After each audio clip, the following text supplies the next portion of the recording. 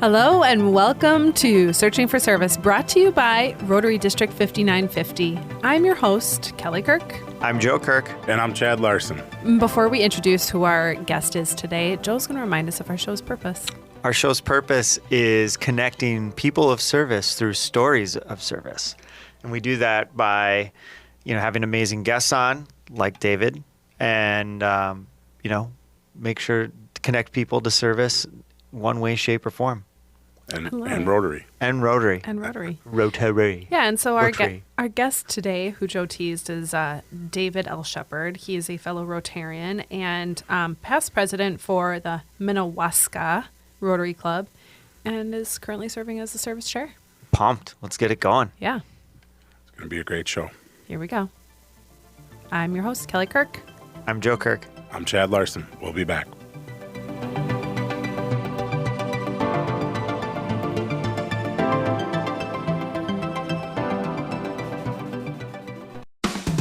Up your game and show off your Rotary Club spirit. Did you know there's a one-stop shop for all things Rotary apparel?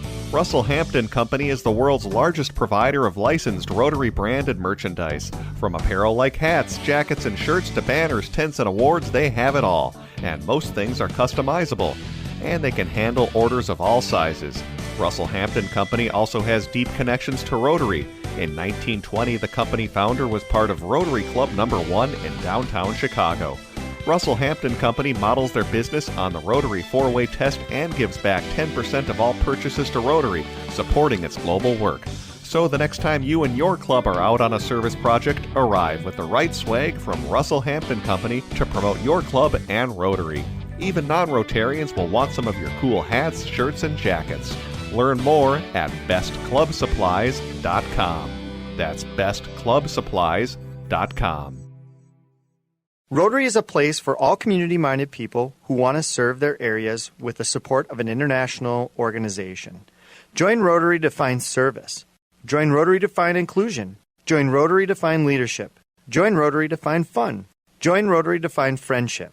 Join Rotary to find a better version of the world. Find a Rotary Club near you at Rotary.org and click on Club Finder. There is a club out there for everyone. Find your fit with Rotary. Rotary.org.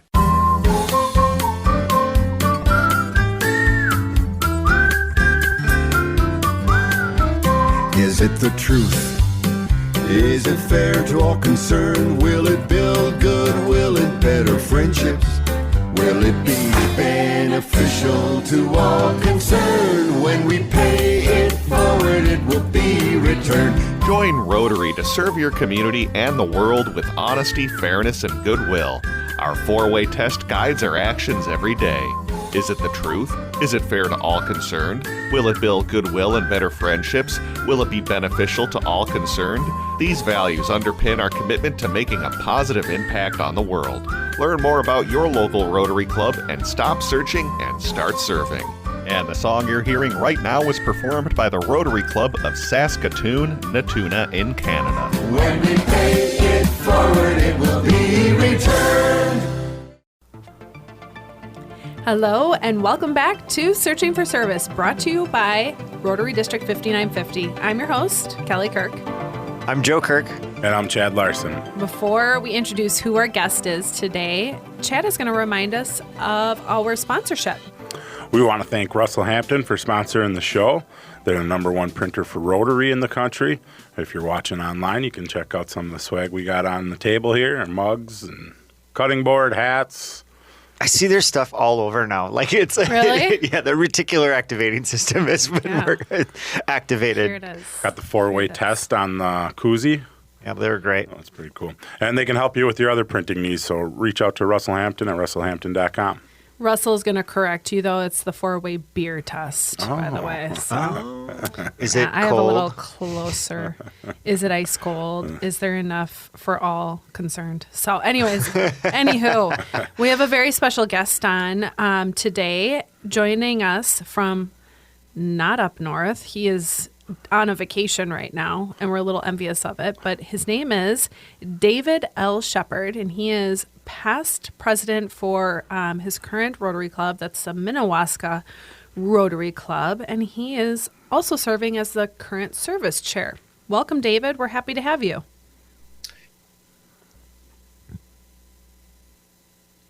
I'm pleased to be here. Thank you very much. Yes, we're happy to have you. So, tell us, where is it that you live? And then let's actually just do a little brief touch on where you're vacationing right now too. Well, we live in Glenwood, Minnesota, which is about an hour and a half from Fargo, North Dakota, a couple hours out of the cities there. And right now we are vacationing in Kiowa Island, which is off the coast of South Carolina, very close to Charleston. And it's a beautiful day, and we're happy to be here, and we're anxious to get home. There you go. There you go. But hopefully not too anxious. I mean, Yeah. You just never know what the weather will do here. So Yeah, we've been here for 6 weeks. We've been here for 6 weeks, Oh, and nice. so we're just about to the point where we're saying, yeah, it was a good trip, and we're ready to go, and our batteries are rejuvenated, so we're ready. yeah. Wonderful. Wonderful. Well, Minnesota will welcome you back, and hopefully it'll be warm as it's welcoming you back too. So now you are a fellow Rotarian, correct? Yes, I joined what was at the time Glenwood Rotary, and I retired in 2017. Both my wife and I retired, and moved permanently up to Glenwood. And one of our friends through the church we belong to said to me, "Well, now that you're retired, are you? Do you know what you want to do?" And I said, "Well, I want to do something. I'm not sure what that is." And he said, "Well, why don't you come over to the Rotary Club for a lunch and find out what we're all about?" I feel like so many Rotarian stories start that way. Yeah, Come over it's for kind a of free repetitive. lunch. So I'll treat you to did lunch. that, and I wasn't quite sure after the lunch. Quite honestly, I didn't know whether Rotary was something for me or not. At that time, our club was steeped in, I say this affectionately, by the way, was steeped with a bunch of old farts. And now I have to be transparent. I'm an old fart. I'm well over 70. And so I'm in that genre, but I'm a young old.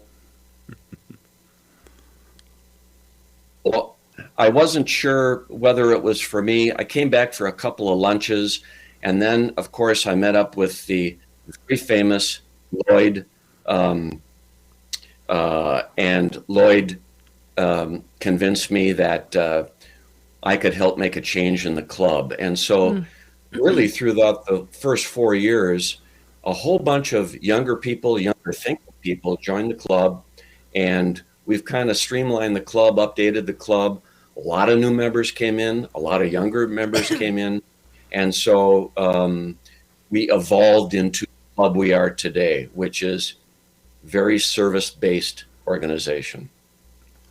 Very cool. It is. It's really cool. And so when did you officially gain membership in your current Rotary? So it was November of 2017. Okay. So you've got some good years under your belt. And you must have dove right in to be a past president already. Well, unbeknownst to me, they had a plan, which I wasn't aware about. And, once you start stepping up and showing some leadership, well, then that's all they need to see. So you kind of get thrust into this, whether you kind of want to or not. You know what I mean? Yeah. It was a real good experience leading a Rotary club, and I learned a lot. And I'm also glad it's over, if you know what I mean. Yeah, I can imagine. It's a lot of work in that year we've seen, I should say. Yeah. Yes. None of us have served as president, but Not yet. We've had a lot on. That's Not for yet. Sure. Not yet is the big thing. What was your career that you retired from in 17? Well, I had just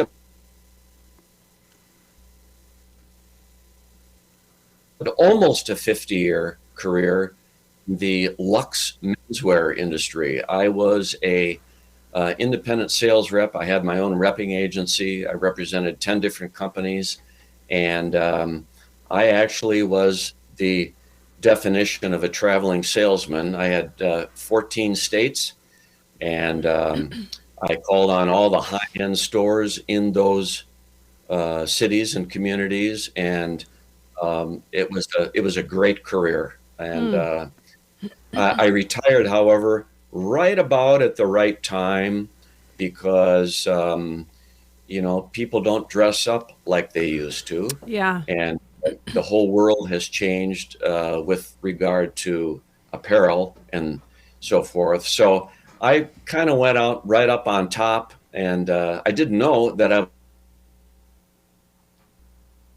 could have stayed in it for another 5 or 6 years, but you can't get time back. And I wanted to spend more time at home with the grandkids. And when you're traveling like I did, it was overnight about 42 weeks a year. So you weren't home much. Yeah. Wow. Got to have a lot of hotel points, though. Travel points. Yeah. I really miss that too. Yeah, for sure. And you're currently, so now you're retired, you're up in the Glenwood area, and you are currently serving as the service chair. How has that been? That's been really fun. I've really enjoyed it. I've been service chair for actually a couple of years now. And it's fun not only to be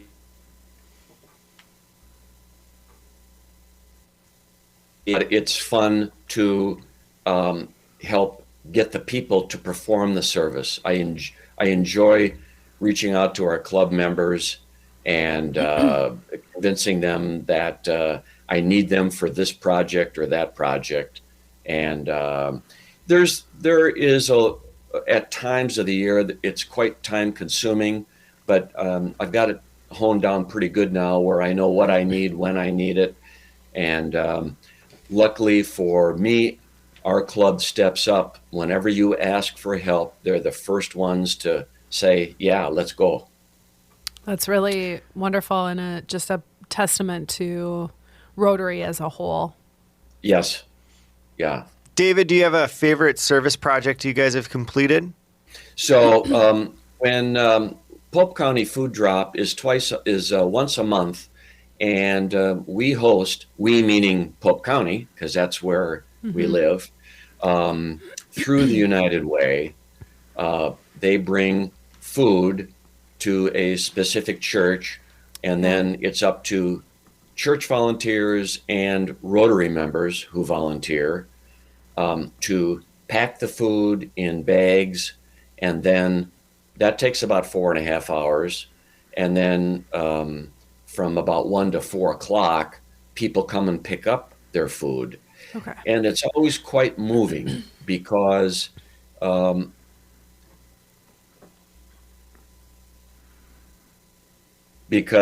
know that the people who are driving up, at least a certain percentage of them, they're living in their vehicles. Wow. And it's a particularly poignant time when you step back and you're giving these foodstuffs to these families. Some of them are families, some of them are single individuals, some of them are married, but a large majority of them, can't afford anything. And it makes you count your blessings, because I've got a full stomach and I don't have to sleep in my car, and I've got a nice home to go to.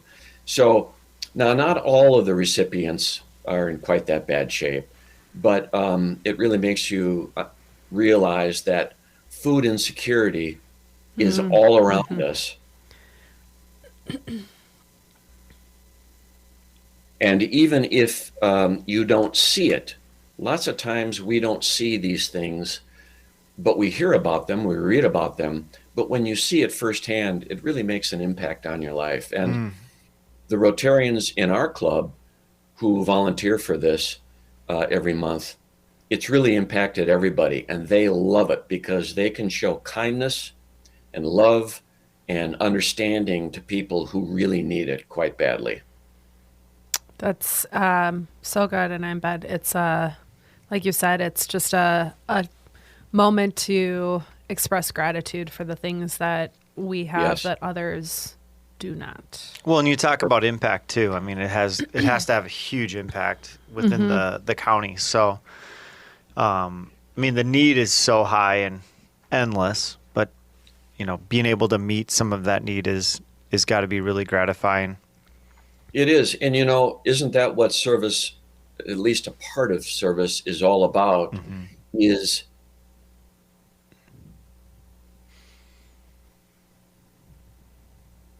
that the server gets when they serve. And that's huge. That's a really big draw. This will segue right into the biggest signature program that our club has, which is Meals on Wheels. Okay. And so there's a little backstory here. If you don't mind, I'll give it to you. So We love stories. We love them. all those years that I was traveling on the road, and of course I drove almost everywhere I went, except if I was going to New York. See, so no airline miles. But boy, did I it was around 50 or 60,000 miles a year in my car, and my truck, I should say. Jeez. And so that gives you time while you're driving, especially going out west, to think about your life, everything. And in my case, I would always think, boy, I would really like to be in service of some kind. But being a traveling man, I could not be, because I was never home long enough to get involved in any service. And that includes any kind of service, even our church. And so I always had this goal when I retired that I wanted to do that. So fast forward, I retire, and then I join Rotary, and I start to get into the service mode in my mind. The same gentleman who, well, wait a minute, I'll back up a little bit and say, so Polk County has a Meals on Wheels program, and it's based out of Glenwood because that's the county seat right there. And so we have a limited amount of mileage that we can drive to.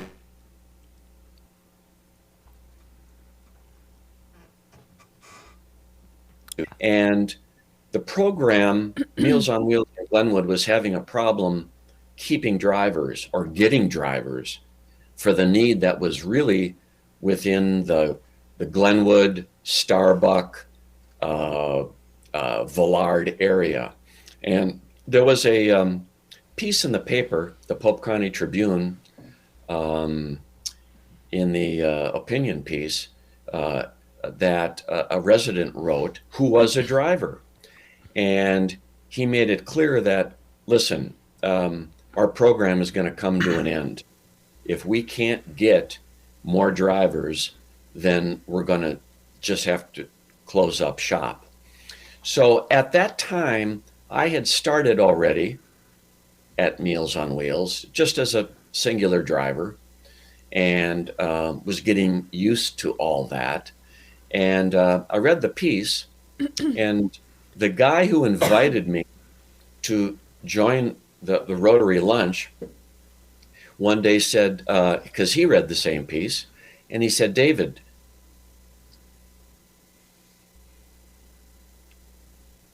we should be able to help Meals on Wheels. And he said, why can't we be the administrator of that program? And I thought he was nuts. I mean, I didn't know what that entailed, but I knew it was a big responsibility. So we parted ways. And then in the next couple of days, I kind of got to thinking about it. And I thought, well, wait a minute. If the issue is getting drivers, And then the other half of the issue was the lady who cooked all the meals for Pope County Glenwood Meals on Wheels, she was also trying to get drivers, find substitute drivers. Lots of times she'd be with hardly any drivers and she'd have to do it herself. Oh boy. And so it was becoming, I talked to her, and it was becoming a real problem with her. There's only so many hours in a morning that you can do these kind of things. So we sat down with her, I did, and said, look, of the drivers. We will secure the drivers. We will secure the schedule. And all you have to worry about is cooking. And of course, she thought that was the best idea she'd ever heard. Less on her plate. This is good. And so we started on that. And unbeknownst to me, again, the whole burden kind of fell on me to, okay, let's go get some drivers and let's make up the schedules. And that was and still is, a premium challenge to do that. But the long and the short of it is, fast forward. So now we're up to about 45 drivers. Oh, wow. That we call on. The schedule is produced a month and a half in advance. It takes that long to schedule everything that we have, because when you schedule that many people on a schedule, some of them get back to you and say, no, I'm not available that day. I'm going to be gone that week. So you're constantly having to juggle people. So if I work on a 45-day basis, by the time that month is due, everybody has agreed to do it, and we're off to the races. Then the problem is that you always get people who are ill, people who, for whatever reason, can't drive that day, last minute cancellations. And so you're constantly trying to call on your substitutes, and also, when need be, if I need to, so I'll drive 2 or 3 routes myself just to get it done. But by and large, I don't think it can work any smoother than that. It's just an ongoing thing that you have to do. And really, when you look at the numbers, we're a small community, but we have about 45 drivers. We only have 4 routes, but each route then has many, many deliveries. Yeah. And then you multiply that times 5 or 6 days a week, and then you multiply that out by 12 months a year. We're delivering just north of 8,000 meals on a calendar basis. Wow. And that's a lot. That's a lot of organization. That's a lot of commitment forget my commitment. It's the people who make this run are the individual drivers, because without them, it just wouldn't exist. Sure. So that's an ongoing deal. And at least for the foreseeable future, until I get really tired of doing it, it'll continue to be an ongoing deal. And I'd like to think that whenever I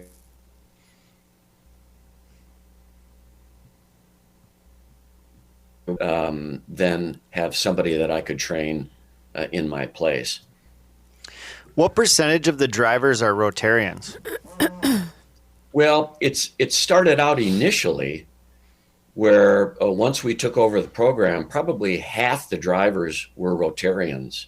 And then through attrition, through moving away, et cetera, now it's probably only 25%. Okay.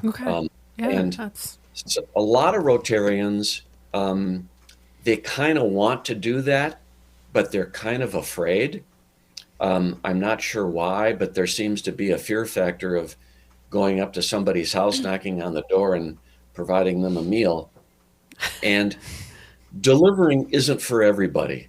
I get that. I really enjoy it because to get back to what Kelly, you had said earlier, the satisfaction of that, being able to do that. But all of the drivers that we have, they do it for the satisfaction of serving the community. I'll never forget one of the first week I was there delivering meals. I delivered it to an elderly gentleman whose wife had passed away, I don't know, a couple of weeks, a month previous to that. And he's living in his home all alone. And naturally, he was still in grieving mode. And here I come, delivering his meal. And these people, yes, they want the meal. They want the nutrition. They want the food. But you know what they want more than anything? Interaction. They want fellowship with somebody, whoever. And so I'm at his door, and, a lot of them invite you to sit down, talk to me. What's going on? And so a lot of these people really become kind of a distant friend. You know them, you know their families. Well, in this particular case, he actually asked me to witness to the Lord to him, which was really an honor. And it really made me focus in on, boy, this is much more than giving someone a warm meal. Yes. Well, and, to your point about the fellowship component of it, but to go back to your point about the individuals such as yourself that are delivering the meals and, the impact that has, but it's providing a purpose, right? Yeah. Something that's happening for the greater good within themselves, but then also the community as well. Yeah. The whole thing about service, and I was guilty of this. I'm thinking, geez, service means you have to do a big thing. Mm-hmm. You have to build a water project in Uganda. You have to. I particularly read as I watched your podcast on Watts for Love. Yep. I believe it was, and I thought, man, that is just so cool. That's a big deal. Yeah.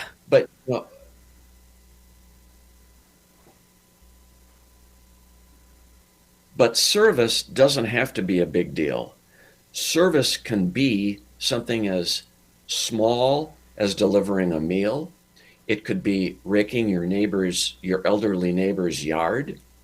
It could be taking up his trash container to the street so the garbage can be picked up. Mm-hmm. Service takes lots of different forms. Mm-hmm. And I think one of the inhibiting factors for a lot of people is they think they want to serve, but they don't know how to go about something big.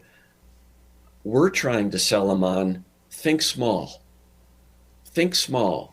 Think your community, think your street, think your church, and all of a sudden it becomes much easier in your mind to manage what that service could be. Well, like anything else, it's a muscle. And if you haven't worked the muscle out, you just don't. It just seems like such a big stretch to do a large service project versus, deliver a meal, have a conversation with somebody, and be impactful to them. I think too is like we get so stuck on the service component and we forget about how it's received. Mm-hmm. Like I think that's a perfect example of the story that you told. Is the service component was small, but the reception of the service was big. Like think about how meaningful that was to that gentleman's life, especially with what he was going through and everything else. And we forget about the impact of what service does and not just the service itself. I can truthfully say that whether it's Pope County Food Drop or whether it's Meals on Wheels, that every single person that I come in contact with, and I know this is true for all the drivers, the recipients make such a big deal in thanking you for bringing that in and being there. And that just always struck me as just amazing, because I would have never known that it would have meant so much. Mm-hmm. What was the program like during COVID? So did you guys shut down for an extended period of time and then re-engage? No, actually, well, I think, as I recall, the beginnings of COVID, 4 years ago, right about now, I guess. Crazy. Yep. This is nuts. The beginnings were, we kind of shut down, but then we kind of got it going again once things settled down. And of course, we had to wear the masks. In a lot of cases, we would leave the meal outside the door. We'd knock on the door so they'd know their meal is there, especially if it's the winter time and it's 20 below, come get your meal. So we kind of made it through there, but it did impact the drivers, because at that time, many drivers said, I'm no longer interested in driving because of the obvious fear of what COVID brought. And so it put an additional burden on the drivers that we had. Mm-hmm. But we got through it okay. Sorry, go ahead. I'm sure, the COVID aspect, probably, the fear of that, but I got to imagine when you're not having that personal connection when you're out delivering too, that has to have an impact on you. Because as you told the story about it, you benefit from the conversation and the fellowship as much as the other person. And I got to imagine whether it was said or not, that had an impact too. Sure. And, that whole time was very fearful because nobody knew exactly what's going to happen. Mm-hmm. When we left here 2 days after COVID really started in the States back in 2020, and we drove back to Minneapolis, and if we passed 4 cars, I would have been really, really shocked. I mean, it was like Armageddon. It was like Armageddon. And but once people got used to what the boundaries were, both the recipient of the meals and the drivers, then we started picking up a driver again here and there. Mm-hmm. But the driver issue never goes away, because it's always changing and people are always coming into the program to drive and leaving the program. So the need for additional drivers is out there every month. And we have ads in the paper a couple of times a year asking for drivers, which is Glenwood Lutheran Church. We print it in that bulletin. And here's the thing, can you drive? Can you spend 30 minutes a month serving someone? And if you look at it that way, most people would say, sure, I've got a half hour that I can spare a month. And getting one driver makes a huge difference. Getting 2 drivers is a bonus. Yeah. Not too long ago, earlier this year, we lost 10 drivers because they moved away, they retired, they did this. And that just really impacted what we could do. We're crawling 25% of your drivers? Yeah. Yeah. Yeah.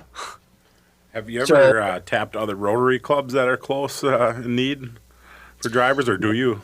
I should say. We've thought about that, and that might be something that we could do in the future. The closest Rotary club to us would be, I guess, Sauk Center, which is about maybe a half hour away. One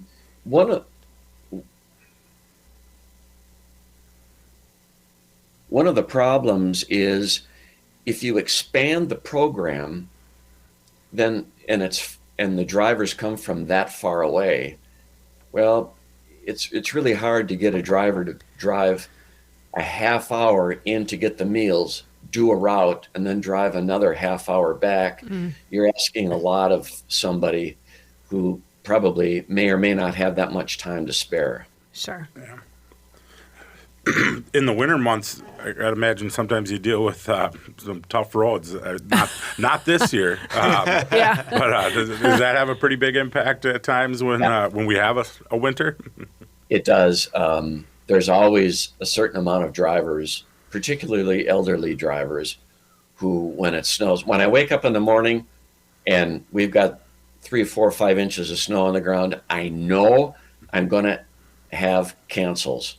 And but you prepare yourself for that, and you've got your backup sub drivers that you can call on. And so you've got the icy roads. Actually, the snow isn't as bad as icy roads. Yeah. Sure. If it's really bad,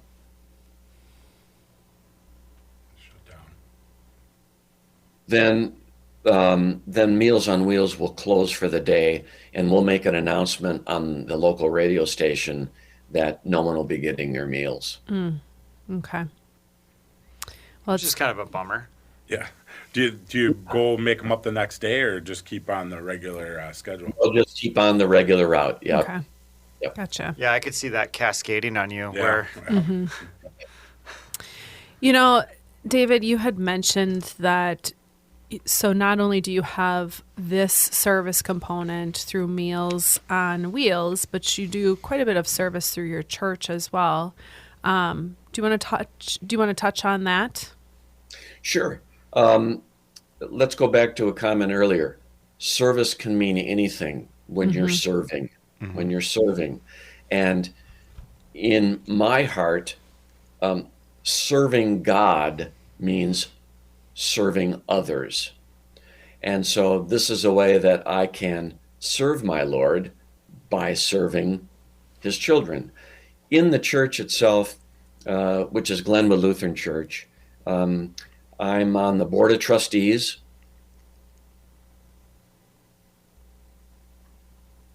That takes a significant amount of time. The trustees are the ones who are responsible for the financial health of the church, and that encompasses a lot of different things. We're the ones with the purse strings. We're the ones that spend the money or not. Leadership can mean, good leadership, by the way, can mean not spending money. Yeah. And so there's that aspect. Of course, there's the normal things like ushering. I'm called upon a few times a year to be a narrator for particular church events, cantatas, or something of that nature. Okay. And and then there's the annual meatball supper, which you get highly involved in. My job is cooking potatoes. So we have about 800 pounds of potatoes that I and my team have to scrub, clean, cut, and cook. And, wow. That sounds like a super fun job.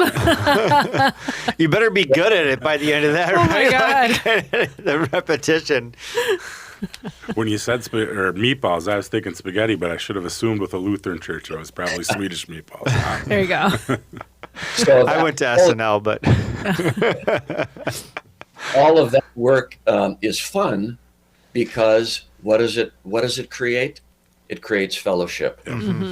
And everybody's working hard, and fellowship is at the heart of so much of what we do at the church and what we do at Rotary, that it becomes, all of a sudden, it's a real big part of your life. Where did you live before you moved to Glenwood? So born, raised, and lived in the Twin Cities my whole life. Okay. My wife and I lived in South Minneapolis for probably 35 years, raised our son down there. And he went off and became a naval aviator through Annapolis. And we had this big house and said, we don't belong here anymore. And so we had already been living part-time in Glenwood. Okay.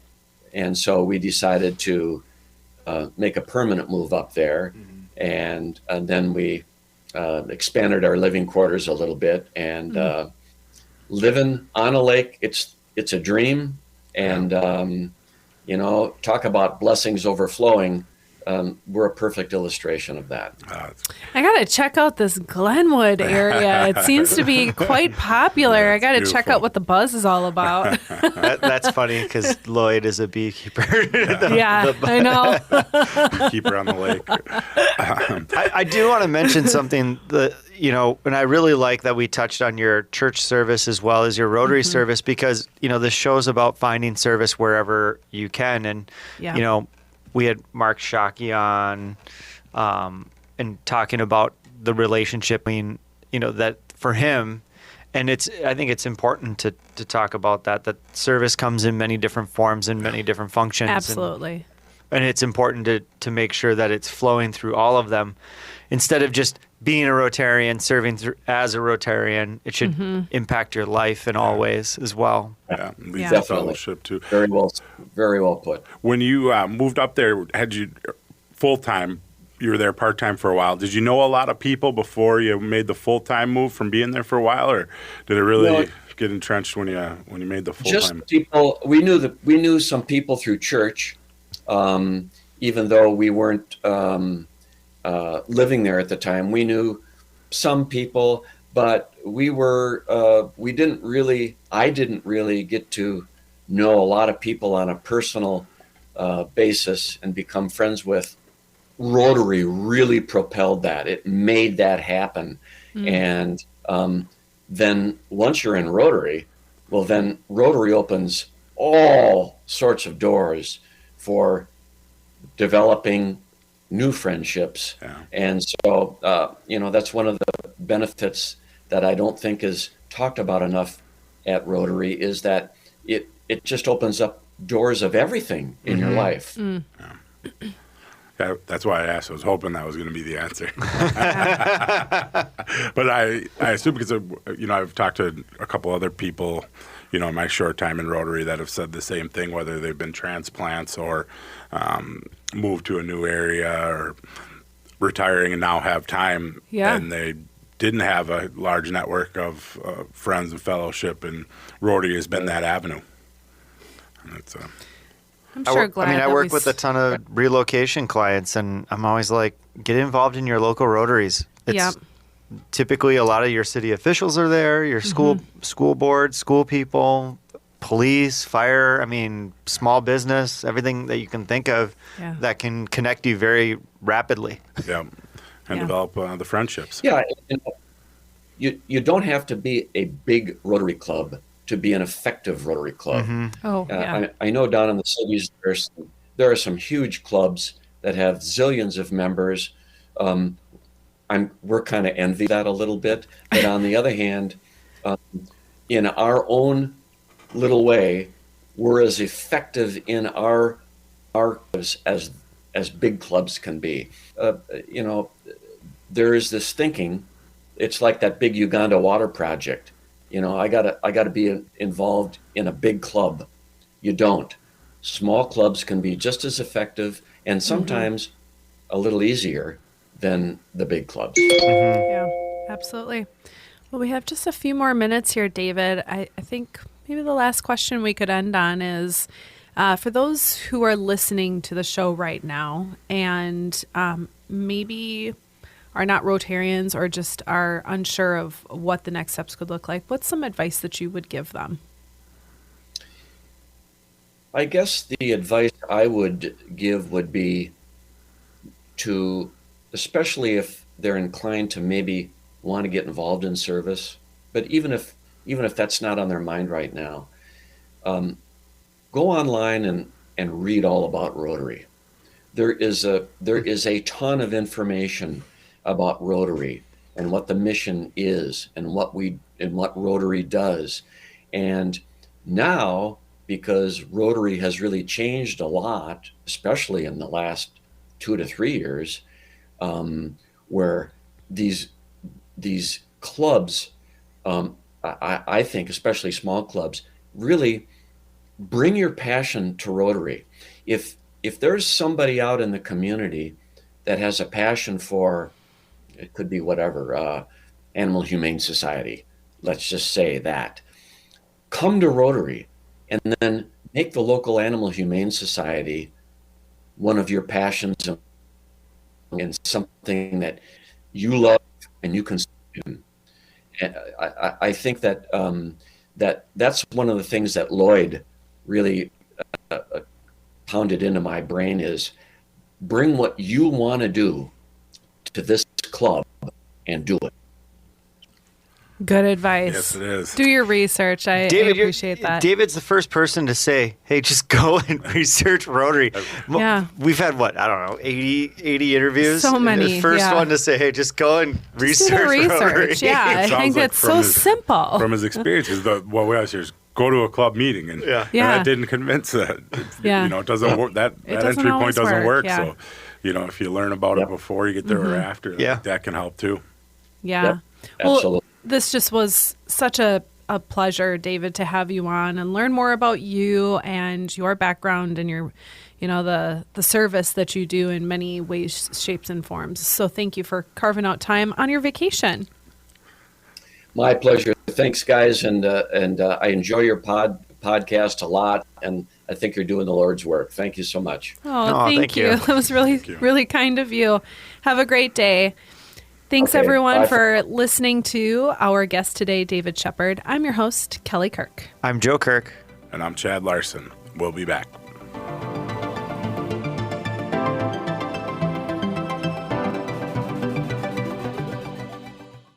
For decades, eradicating polio worldwide has been Rotary's cornerstone cause. We are incredibly close to ridding the globe of this virus, but we need everyone's help to get us to the goal. World Polio Day is October 24th. Please consider making a new donation to Polio Plus or increasing your already generous giving. Go to endpolio.org to be a part of this historical eradication of polio. You will help get vaccinations to the most remote parts of our world and help fulfill a promise we made to end polio now. 2 drops and it stops. Show off your Rotary Club spirit with Russell Hampton Company. They're the world's largest provider of licensed Rotary items. They make everything like hats, jackets, shirts, banners, and more. Russell Hampton Company is a 4th-generation family-owned and operated business founded in 1920 by a member of the first ever Rotary Club in Chicago, Club Number 1. When you call Russell Hampton Company, you get more than just a company, you get a fellow Rotarian-owned business who's there to help. No matter if you're ordering for your entire club or just yourself, no order is too big or too small. Not sure what your club needs? Their team members can help and customize just about anything. They live by the Rotary 4-way test. They also give 10% of all purchases back to Rotary to support Rotary's global work. So remember, Russell Hampton Company is your one-stop shop for all things Rotary. Learn more at bestclubsupplies.com. That's bestclubsupplies.com. Russell Hampton Company, Rotarians serving Rotarians. Are you ready to make a difference in your community? Rotary is a great place to get involved in your community and meet passionate groups of people, as well as individuals dedicated to service and fellowship. At Rotary, we believe in the power of teamwork to bring positive change. As a member, you will have the opportunity to participate in exciting projects that address local and global challenges. From supporting educational initiatives to environmental conservation, we tackle it all. Joining a Rotary Club means becoming part of a diverse family of individuals who share a passion for giving back and having fun while making positive impact.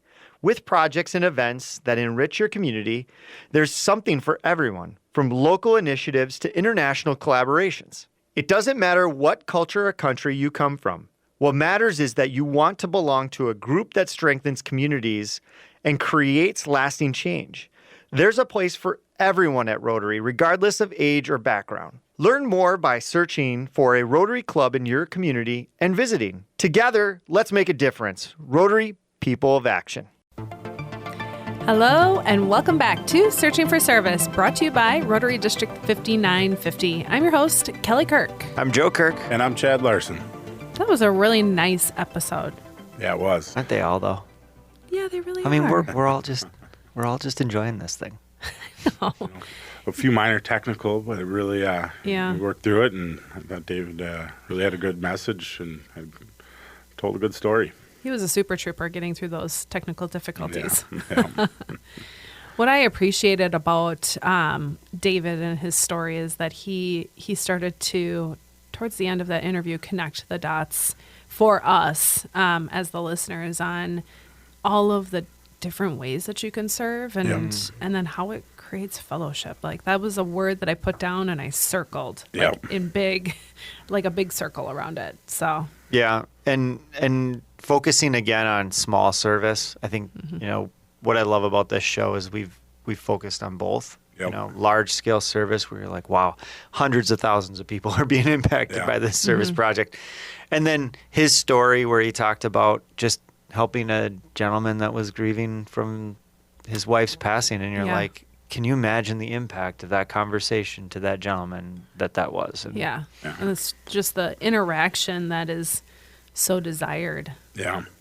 I think, we've had so many big guests on, or, big scale projects on, and oftentimes they're working on them regularly all day, or, it's their only job at this point, but they don't get to see and have that daily or weekly interaction. Yeah. And you could hear from David how impactful that is on his life. Yeah, very boots on the ground. Yeah. To have that and see the impact every time and have those connections. It's kind of a new perspective that we've talked about smaller projects, but not really talked about how it impacts both the community and the individual. Yes. Well, I like too where you talked about efficiency of smaller clubs versus large clubs, and it kind of just makes you, our entire goal feels like that we're supposed to be huge and awesome, but effective is really the way to go. That was my takeaway. I agree. He was a great guest, and I'm glad that we had him on. Thank you so much for tuning in today. I'm your host, Kelly Kirk. I'm Joe Kirk. And I'm Chad Larson. It's time to stop searching and start serving. We'll see you next week.